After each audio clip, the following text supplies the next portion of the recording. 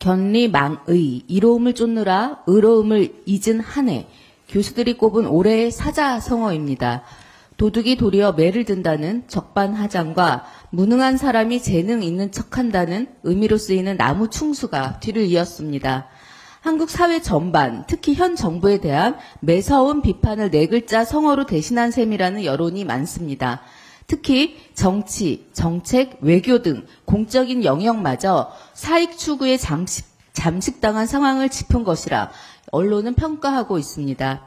얼마 전에 부산 엑스포 29표, 그러니까 29표 참패는 외교 역량과 국정 시스템 붕괴의 반증입니다. 유치 실패를 재벌 총수들을 동원해서 병풍으로 세우고 떡볶이, 어묵 먹는 쇼로 무마하려 하니 국민들은 더욱 분노하고 있습니다. 엑스포 유치 실패에 대해 외교 시스템의 붕괴인지 보고가 잘못되었는지 점검하고 바로 잡아야 할 시간에 재벌 총수를 대동하고 병풍으로 세우더니 또 다시 해외 순방에 갔습니다.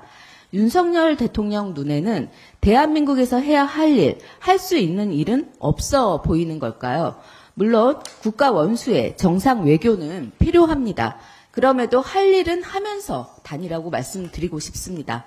윤석열 대통령 내외가 국내의 쓴소리와 목소리에는 빠른 속도로 도망가기 바쁘며 반성과 각성도 모른 채 국민 혈세로 호화 여행을 다닐 뿐 도대체 어떤 성과를 내고 있는가 되묻는 국민들의 질타와 물음에 대답해야 할 것입니다. 외면처럼 부끄러운 태도가 어디 있겠습니까? 최근 김건희 여사의 명품백 수수 의혹을 보며 1년 반이라는 시간이 주마등처럼 스칩니다. 윤석열 대통령은 소위 성역 없는 수사를 트레이드마크로 내세웠죠.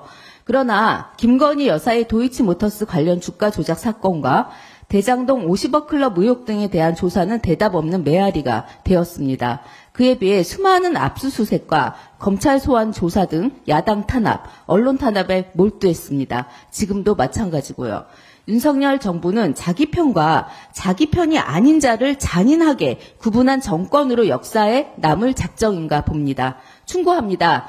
국민들 요구는 일방적으로 누구의 편을 들라는 것도 아니며 여러 의혹을 같은 잣대로 투명하게 밝히라는 것입니다.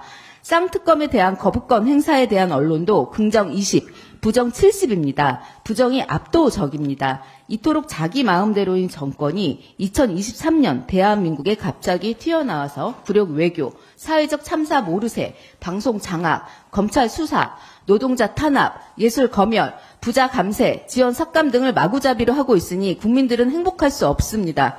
윤석열 정부를 12.12 군사 구테타로 정권을 찬탈한 전두환의 신군부에 빗대어 신건부라 부를 정도입니다.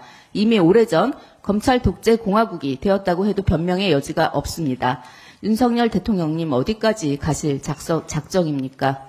어디서 멈춰야 할지 모르고 길을 잃을 작정입니까? 길을 잃더라도 혼자 잃으십시오. 대한민국이 가는 길을 거꾸로 돌려 되돌릴 수 없는 지경까지 내몰지 마시기 바랍니다. 이상입니다.